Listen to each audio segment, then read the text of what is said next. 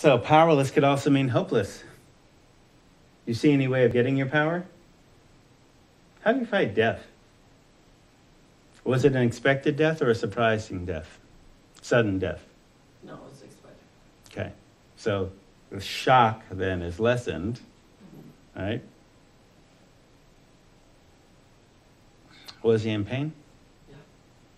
So that's a relief. Yes.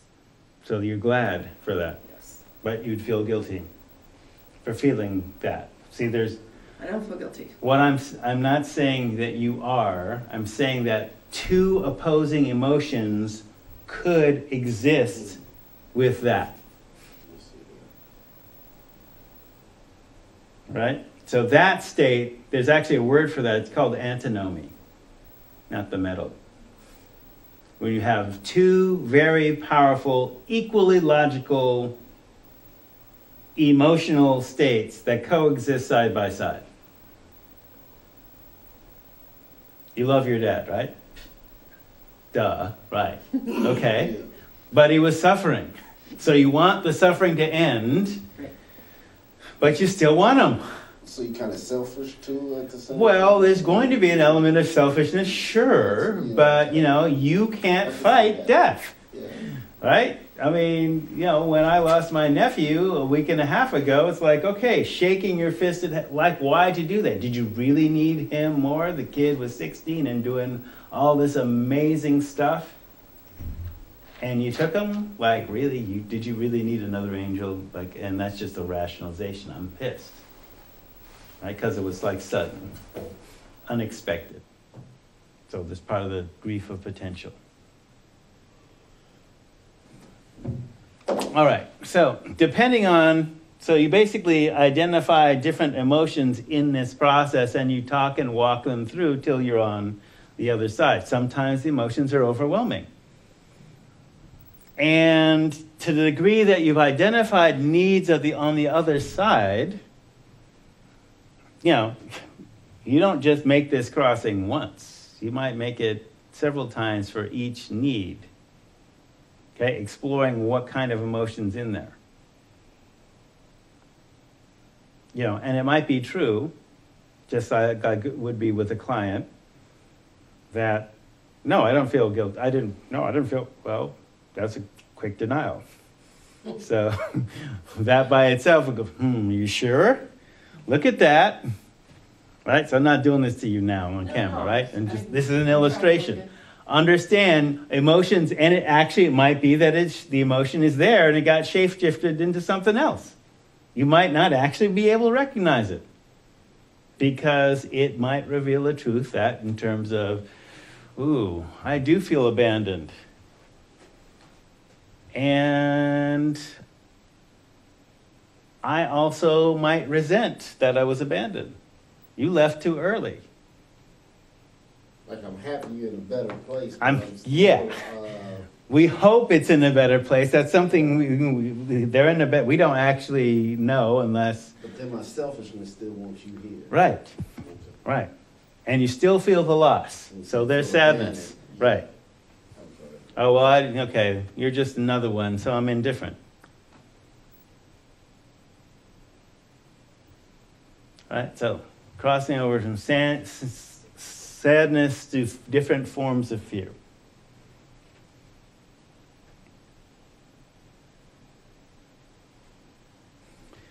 Now, having used this construct, I don't necessarily need to share this with clients. I'm just saying whatever framework you use,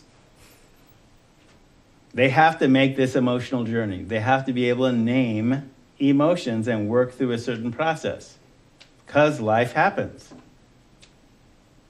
And in, cognitive behavioral therapy, you might not necessarily take people this deep. Because you might not necessarily express or explain how they're thinking or the thoughts behind what they're thinking and the feelings behind what they're thinking.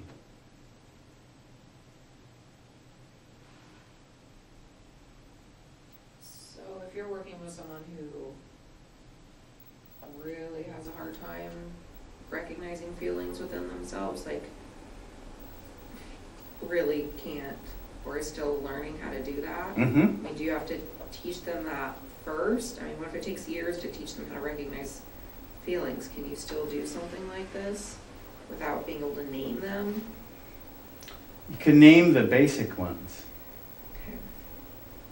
Because they're still verbal, right? Because when we talked about concretization, remember that? Yeah, they can't, it's just a solid block of, well, something I can't name. We'll name the basic ones that they've heard other people talk about.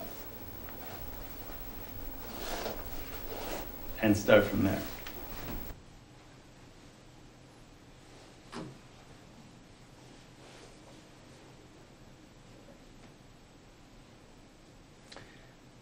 I discovered this because basically Arlie and I were working, well, we worked gangs at the time.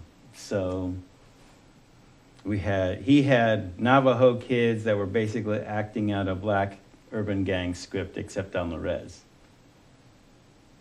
And I was basically working urban black gang, actually not just black gangs, but they were multiracial and they're dealing with grieving. And, you know, pouring a 40 out onto the street for your homies is not, I mean, it's part of a grieving process, but you're not taking it any further. And of course, there was heavy drug use and all that other kind of stuff. So we were able to reflect and be able to talk people through it to the degree that we had them in front of us. Because I wasn't getting this from Western psychology. So crossing that river. In that framework, anger can, of course, blind you, like a river overwhelm you unless you know how to swim.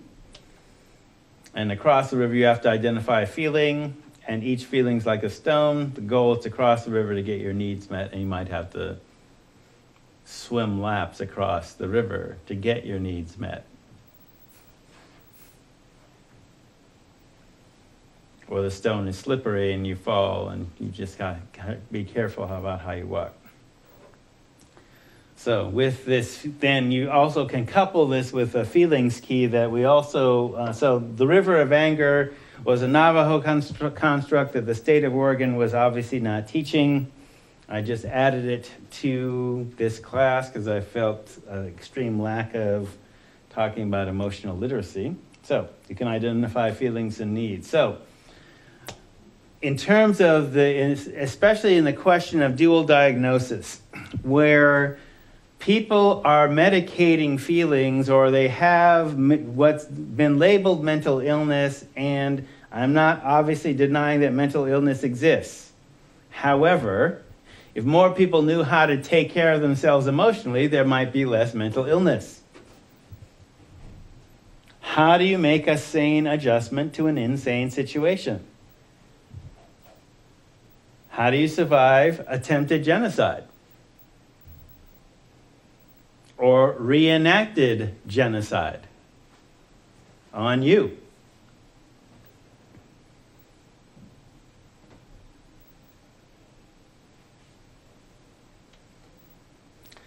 So if you see fear as a monster and you do not have the skills or courage to attach it, then it can rule you. If somebody's acting like a monster towards you and you took them as a loved one, how do you deal with that once they're revealed for what they are?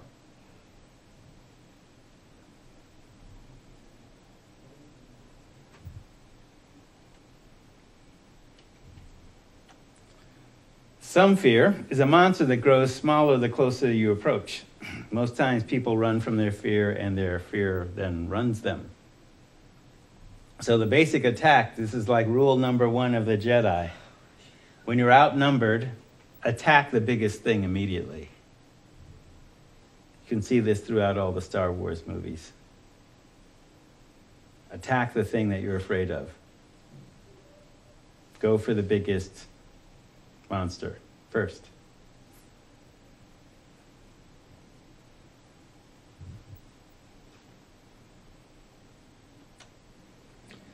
So, beginning emotional vocabulary. So joy is past, present pleasure. Feels like you're filled with warmth, nurturance, and are energized and filled with life. Happiness, present emotional fulfillment.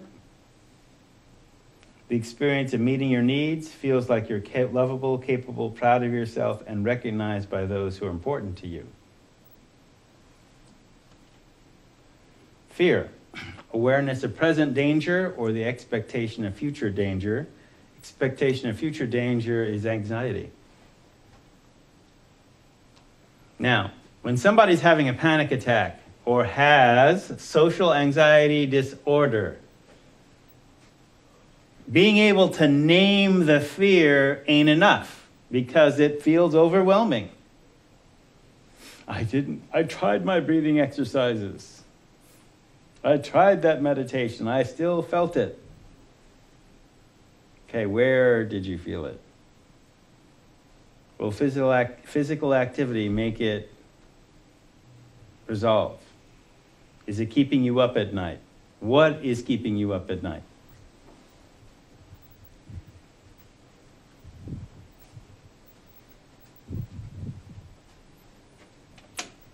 So, anxiety is the expectation of hurt or loss.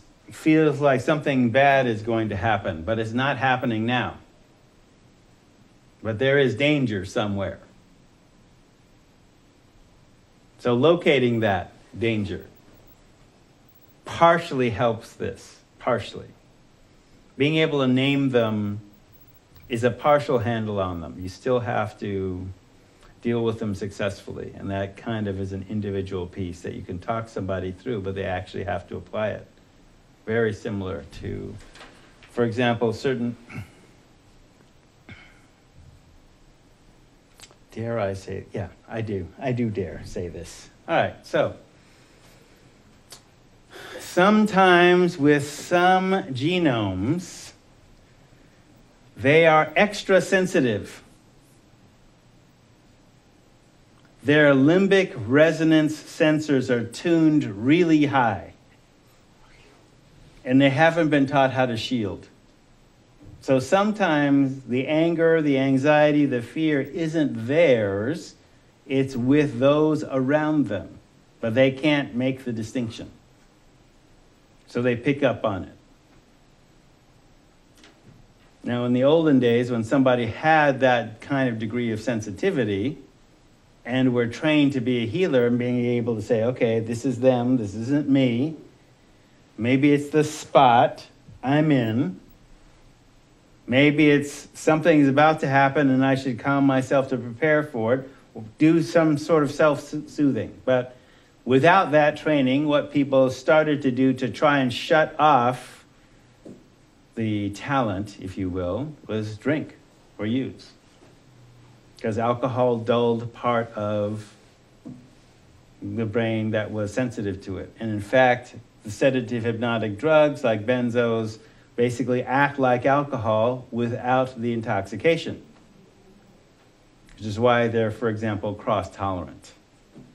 Tolerance to one is tolerant to all in that class, so, okay, we'll give people Valium rather than have them drink 3 beers. No, that's why they're so dangerous to stop without. Indeed, exactly.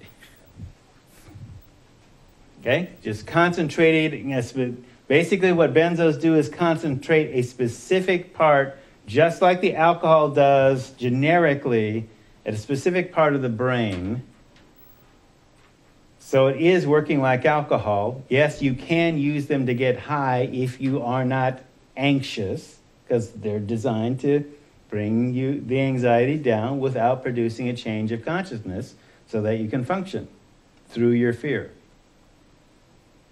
Of course, if you drink on top of them, and of course you develop tolerance to them, and of course, things like Xanax, which is essentially like super Valium, you can develop a physical addiction to that in less than a week of therapeutic use. And you can't go cold turkey from them because they will kill you. That is withdrawal seizures, which means you're seizing and you can't breathe. So that's why when we look at in terms of doing medical detox, when people are drinking on top of their psych meds, whether it's particularly benzos, but definitely things like SSRIs, Paxil, Cymbalta, and all that stuff. So sometimes anxiety is not just, there's actual fear, but actual sensitivity that they're interpreting as fear. Hurt is present pain, experience of loss or injury, feels like sadness or depletion. Anger, past or present pain expressed. The outward expression of hurt, recent or remote, feels like wanting to hurt someone. So for example, guilt could be past pain unexpressed. Anger, then held in and turned against yourself, it feels like you're bad and deserve punishment. So along with guilt, there's an element of shame.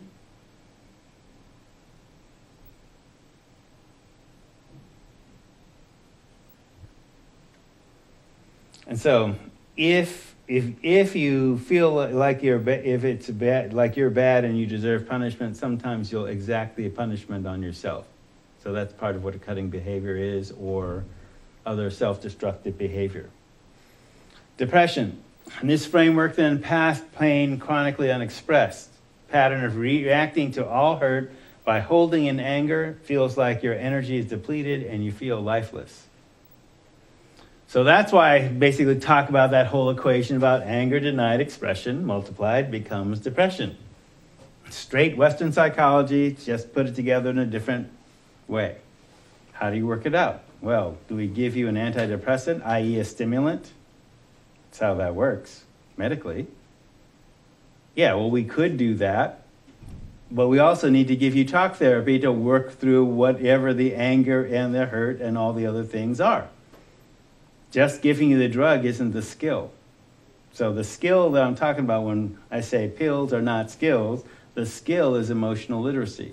Talking this stuff out or writing it out so that you can resolve it without the drug. Or at least in the presence of the drug, so that if you can work it out without the drug, you can titrate yourself off the drug.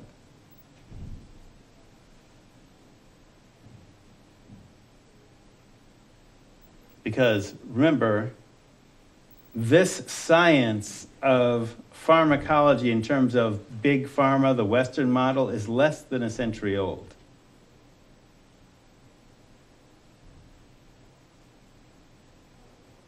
Most of the time, people didn't handle their problems with Valium a century ago. Companies didn't exist. In fact, I was reading at a recovery website. Yeah, well, people were getting medicated with over-the-counter heroin, and to come out of the depression, they drink Coca-Cola, which had cocaine. And to get to sleep, they would drink heroin, cocaine. Wow, speedballs, except they're over-the-counter. Not certain that was all that healthy. However, Nothing. Yeah. However profitable could be fun, who knows? So antinomy. So antinomy, actual word in the dictionary, two apparently correct and reasonable statements or facts that do not agree and therefore produce a contradictory and illogical conclusion. Contradiction between two laws, principles, or authorities. Two equally powerful emotions that conflict with each other.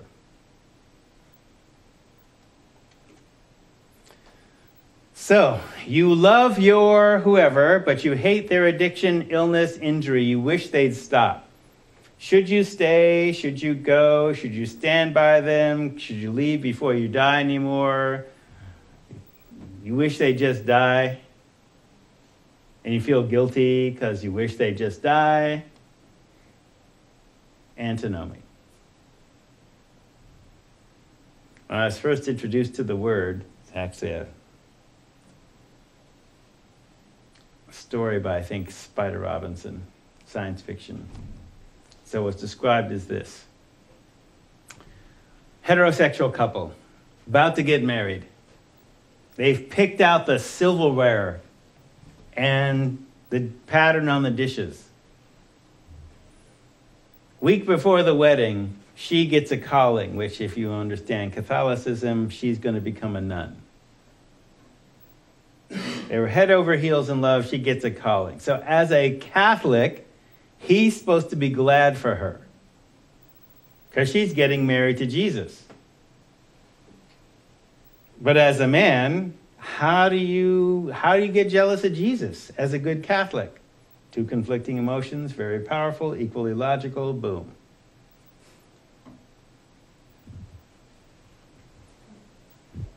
Since lots of people are not Catholic, okay, let's just keep it squarely on addiction. Okay? You wish they would quit doing what they're doing, whatever it is.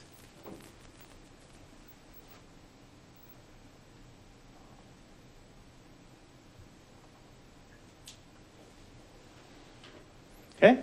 So, there are enough antinomic conflicts in life that those would basically drive you crazy. Happiness versus responsibility, sense of confinement versus desire for freedom, the calling thing. There are a lot of them. So they're basic emotional tensions that you have to be able to identify because they come up with some regularity. And you can tell stories like this and basically say, okay, it's like this. Or come up with your own stories. Like there's a certain sense of resentment if you know someone that's committed suicide. What could I have done to stop it?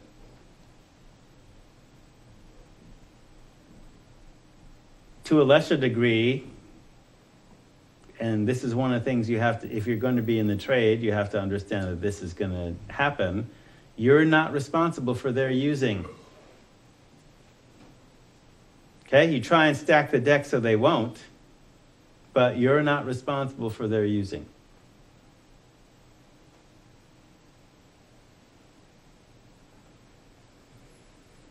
So in terms of looking at listing losses and strengths, so losses of love, be feeling unattractive, undesirable, rejected, rejecting, feeling hurt or hurtful, untrusting, unlovable, expendable, abandoned, alone. And then the strength, I'm lovable, attractive, desirable, accepted, acceptable, trusted, trusting, connected, loved and loving, nurtured and nurturing, and giving. Being able to give is a strength, but you also have to do self-care and make sure that you're not necessarily giving too much that you're codependent. Okay, codependent is shielding, enabling behavior is shielding them from the logical and natural consequences of their action. Interdependence is allowing them the strength to go through what they're going through and supporting them through it. But you still have to go through it.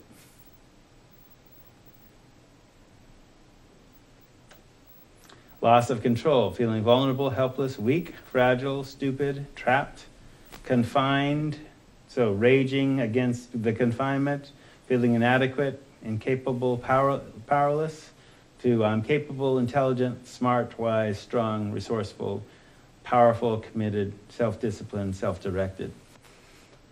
Now, the binary nature of this, I'm just showing you this in terms of if you contrast and compare this with the native construct, the native construct holds that these will mix.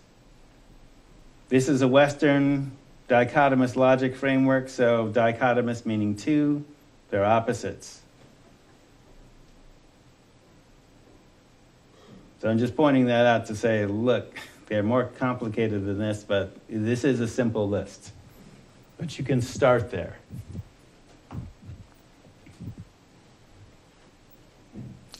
Loss of self-esteem, being embarrassed, losing face, feeling like a failure, feeling unimportant, humiliated, worthless, or shameful. I'm valued, I deserve. I'm a person of worth. I'm noticed, valued, recognized, celebrated, acknowledged, honored, proud, prosperous, appreciated, successful, worthy, deserving, important, significant, needed, wanted.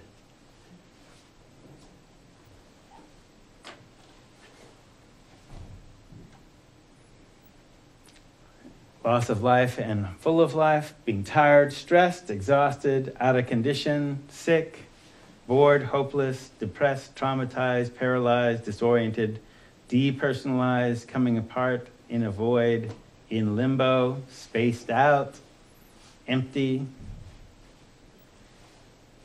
So for example, feeling out of condition, whether that's physical or not. Muscles are designed to be used. The more you use them, the stronger they get, which is why cardio can be so important, and often why coming out of depression sometimes requires some physical, sweaty exercise. Basically to break the, if you will, magnetic field holding pattern that's being stored, of where the emotion's being stored in the muscle. You have to change the state of the muscle so that it's growing, breaking that pattern. So full of life, rested, energized, healthy, physically fit, hopeful, enthusiastic, vibrant, radiant, great to be alive, sensual, joyful, fun, loving, whole, creative, peaceful, intuitive, reverent, full. Ha! Unless, good, okay.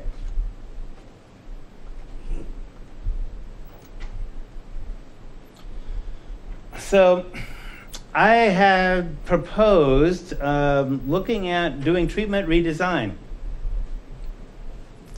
and creating a treatment program here that would involve all these elements because of the evolution of not only the neuroscience, but the evolution that was happening in various communities, particularly where treatment had been denied or access to treatment had been denied to them, and creating a treatment program that actually existed. So I just made up a name. We're planting seeds, we're sowers, parable of the sower, for those of you operating out of a Christian framework. So it would start in the upper right quadrant, upper left quadrant on your screen, with treatment, social service, treatment and prevention.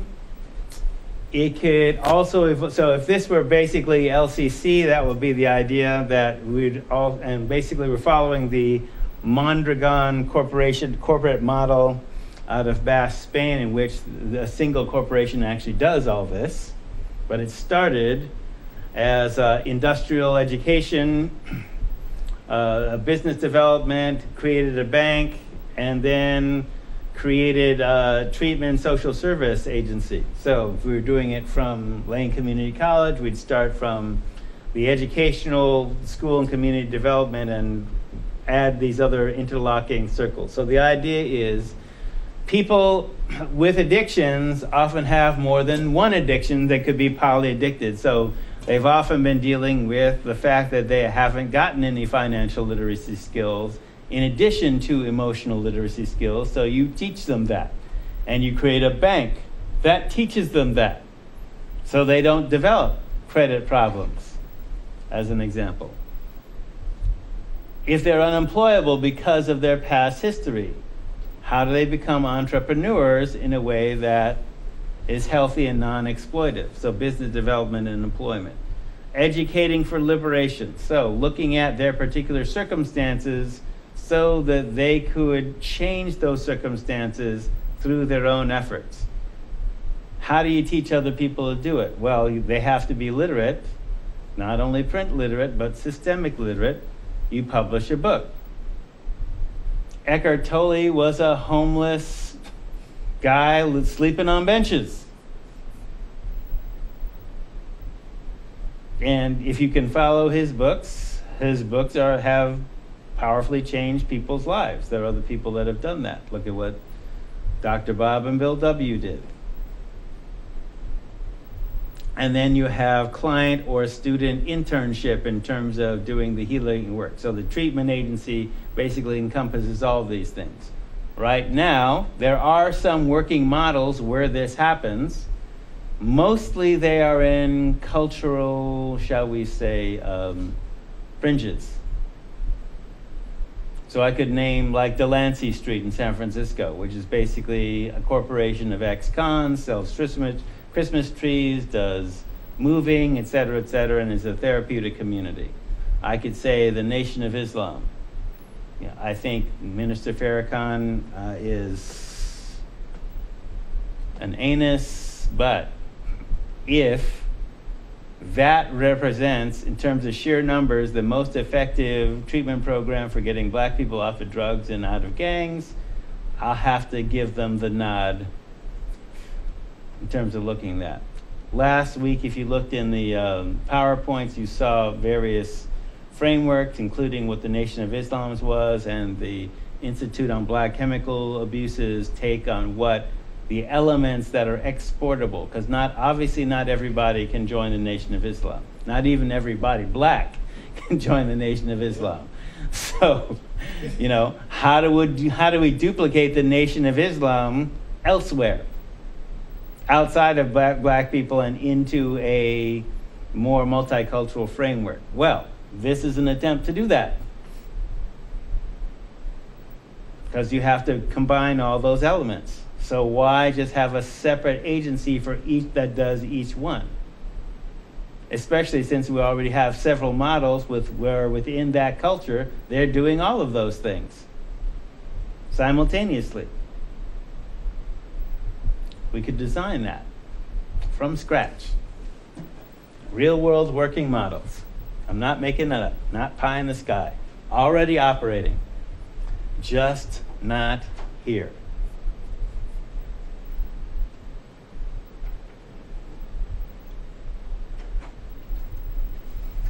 So, for example, I do read these things.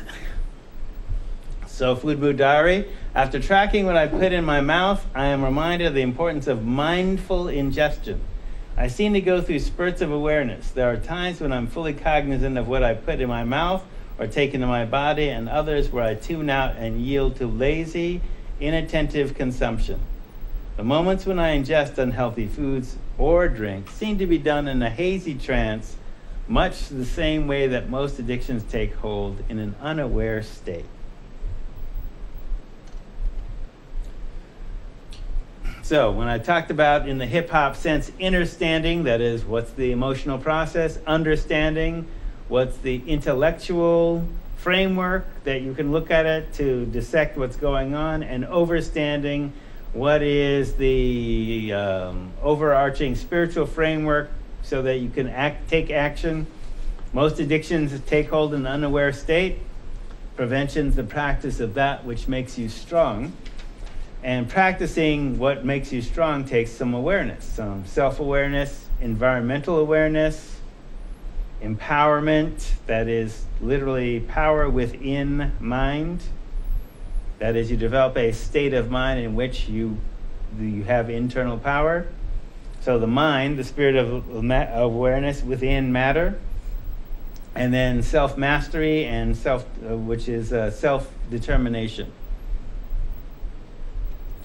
So self-mastery is a condition that leads to freedom or liberation in any circumstance. So freedom from fear, where fear stems from ignorance of self. So for example, a client once told me first, she said, it's my inner child's wagon. It got broken by bullies or the system. So first they break your wagon, then they sell you the tools to fix it. So what if they taught you, first they break your wagon, your inner child's wagon, then they sell you the tools to fix it. So what if they taught you how to create your own wagon, or live as if you were indigenous, interdependent, that is, contributing to and being supported by your environment. So interdependent with your environment. So these principles are found within community-defined evidence or also practice-based evidence. Thank you. So basically, in terms of importing Western psychology with its binary, losses and strengths model, and also combining the river of anger, which is an indigenous psychological model based on what Westerners would call as mythology, and the indigenous say, nope, this is a practical psychology. So it doesn't matter whether you think there are monsters in the world. Sometimes the monsters are us.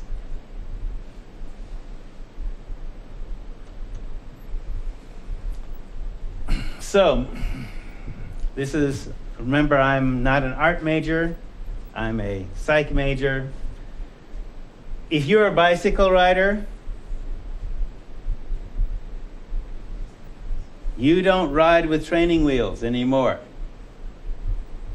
What the training wheels were designed to do was teach you the skill of inner balance, so that once you had it, you never lost it.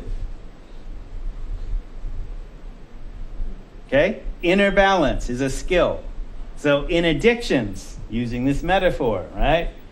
Some drugs are training wheels. Most of the time we talk about crutches. No, you moving faster than on crutches. They're training wheels. Some people are just keeping their training wheels on longer. Pills are not skills. The skill is inner balance. What adjustments do you have to make to remain healthy, strong, sane? You have to be emotionally literate. Make the adjustments. If if life is like a mountain bike, know when you can ride off the curb into the street or off the trail. Don't ride into blackberries. Right? So, conscious inner balance. So, as an example, the 1 to 2 resonance breath. 5 count in, 10 count out. Now, I was listening on NPR, and I believe everything I hear on NPR. So a guy was talking about, you shouldn't do deep breathing if you want to relax. You should yawn.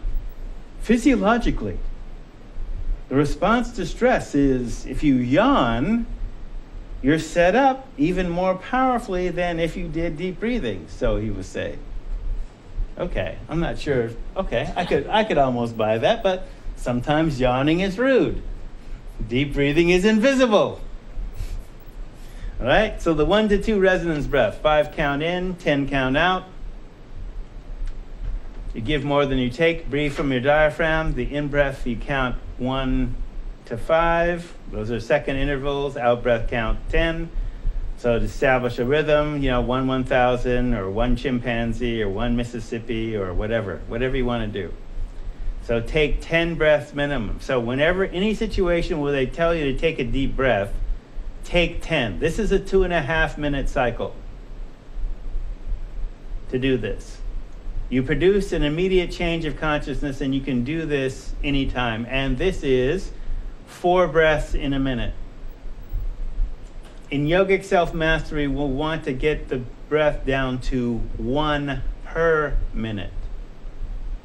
Meaning there's like 3 corners to the breath. The in-breath, actually 4 corners to the breath. The in-breath, suspend at the top, out-breath, suspend out. So a 1 minute breath would be 15-second cycles of each one. This is training you just to do 4 breaths in a minute, working up to the others. So this is a basic self-balancing inner skill. Right? You can do this eyes open or closed, depending on your circumstances. Of course, do not close your eyes in front of the enemy. And eventually it becomes reflex. So you don't need the training wheels. Obviously, ethically, I can't talk you off your meds, but I can teach you skills that supplement your meds. All right, so cheaper than beer, joint, or Prozac. And a basic technique. So in the last minute. All right, so yeah, we'll continue.